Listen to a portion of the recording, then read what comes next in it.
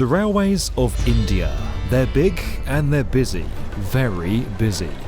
But in a country with the fastest growing major economy, the rail network hasn't really kept pace. Or at least, not yet.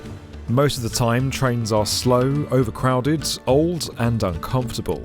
Meanwhile, in other nearby nations, passengers shoot along on shiny high-speed lines and have done for years. That's why India is now looking to join them with its very own bullet train, modelled on Japan's iconic system and already well under construction. From soaring elevated viaducts to deep undersea tunnels, it's an immense engineering challenge that could help make this country a global superpower. And with a nationwide network set to follow, it's only the beginning. But in the wake of some serious incidents on the existing railway and setbacks on this new one, is it really what India needs right now, or does it have bigger priorities? Built over 160 years ago, India has one of the oldest rail networks on the planet. But travelling by train here can be risky, despite some recent improvements. Tens of thousands of people are killed in railway-related accidents every year on average, which continue to make global headlines. More than 12 million people commute in the country's railways every day. Accidents are common, but not of this scale. In June 2023, India experienced one of the worst train disasters in its history. A signalling failure in the state of Odisha caused 3 trains to collide and derail. Hundreds of people were killed, with over 1,000 injured, and it led to serious questions once again about the safety of India's sprawling and ageing railway infrastructure. It has the 4th largest rail network in the world, with a total route length of nearly 70,000 kilometres. Every year it's used to move over 1 billion tonnes of freight and more than 8 billion passengers across the world's most populous country. Yes, you heard that right. India has now officially overtaken China as the nation with the most people. But it can be a nightmare to get around, and not just by train. If you want to travel by road instead, there's the country's infamous traffic to contend with. Many have now resorted to taking domestic flights, but for the millions who don't have that as an option, the railways remain the lifeline of the nation.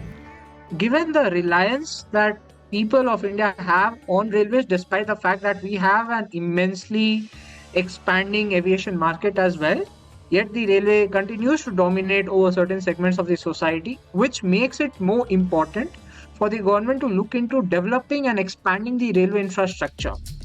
India's now looking to do just that, transform its rail network from somewhat inadequate to state-of-the-art as soon as possible, and it's already making a big start. Work is well underway on its first high-speed rail system, one that it hopes will eventually connect all of India's major cities. For now, there's just a single line under construction along the country's western edge, but this one route alone is throwing up some immense challenges. Linking Mumbai and Ahmedabad, both massive economic and industrial hubs, the new railway comes in at just over 500 kilometres long, and there are 12 new stations being built. Driving between these cities takes about 9 hours without traffic, compared to 6 hours on the existing railway. But with a top speed of almost 200 miles an hour, over twice as quick as India's current fastest, the trains on the new line are going to cut that journey time down to around 2 hours. Now, when we say state-of-the-art, we really do mean it. Passengers will ride on Shinkansen trains, the same models used on Japan's famous network. Other parts of the system, like signalling, are going to be Japanese too. In fact, there's more. Japan is helping train Indian workers and is providing a large chunk of the funding as well. Since 2017, Japan has supplied loans that come to 650 billion yen. That's over 4.5 billion US dollars. All in all, that's not a bad partner to have. Their extensive knowledge in this area is what makes them a beneficial partner to this very important and critical infrastructure project, because at the end of the day, you need to have someone who can guide you in the right direction rather than having someone who can only monetarily benefit you in projects. India doesn't just want to upgrade its railways to much newer, quicker and safer trains. It's also on a quest to become a fully developed nation and eventually a global superpower. Having a high-speed rail network that makes it much easier to move people and goods between the country's key cities and regions would be a big step towards that. So, how is this new railway actually being built, especially when one end of the line is a huge, densely populated city of over 20 million people?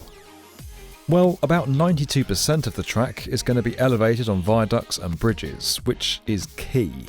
It means the line can be built over rivers and existing infrastructure. The environmental impact is reduced, and in theory, it's easier to acquire land for the railway too. But not all of it is that simple. Perhaps the biggest engineering challenge is posed by this: Thane Creek, a large inlet just east of Mumbai.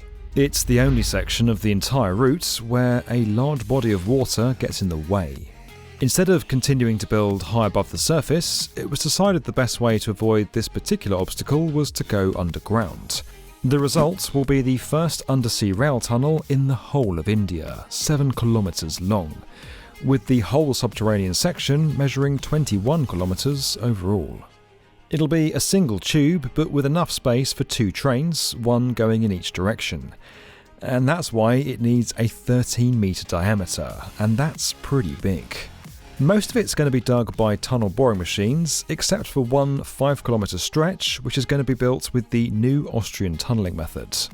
In very simple terms, a tunnel is first excavated using drilling and blasting before ground supports and reinforcements are added, followed by a concrete shell on top of a waterproof lining. It's ideal for shorter tunnel runs in varying ground conditions. Construction works on the project are now over 30% complete, but it's not going to be finished until at least 2028. That's a long way from the original plan, which had a 2022 completion date. So what went wrong?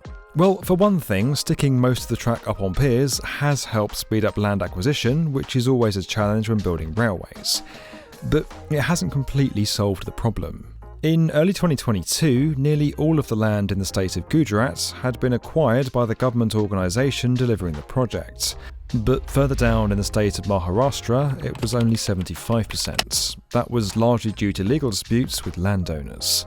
Today, the overall figure for both regions is almost 100%, but it's taken a lot longer to get to this stage than it was meant to. Another problem for the project was a change of government in Maharashtra, which saw an anti-bullet train coalition come into power, albeit temporarily. We did have a government which looked at other projects which it felt were more beneficial to a larger population than the bullet train project, because their questioning was that a capitalistic project like a bullet train will have lesser beneficiaries compared to the conventional railway projects. And even though that government was replaced by a party that favours the bullet train, the debate about whether it's really right for everyone hasn't gone away. Even when it's finished, it's going to have to be extremely popular with passengers in order to recover the money that's been invested into it. According to one estimate, that would mean 50 million people using the new line every year. There's also the question of whether the people in charge have got their priorities right. Should India really be focusing its efforts on a brand new high-speed railway when there are clearly major problems with its current infrastructure? Well, the national government thinks so. Its plan is for this to be just the start of a nationwide network. Feasibility studies have already been carried out on several more potential routes linking India's other major cities. They include Mumbai to New Delhi, Mumbai to Chennai, and New Delhi to Kolkata. It's an exciting prospect, but when progress has been anything but high speed, the people of India are probably not getting too carried away just yet. And as we've seen before, the power of this type of infrastructure is huge. Others have used it to fuel economic growth and reach the next level of their development. With this new railway, India is on the brink of following in their footsteps. But there's still a long way to go. This video was sponsored by Bluebeam. You can learn more about that at the link below. Don't forget that we're inspiring the next generation of builders through our investment into Brickborrow, a fantastic Lego subscription service.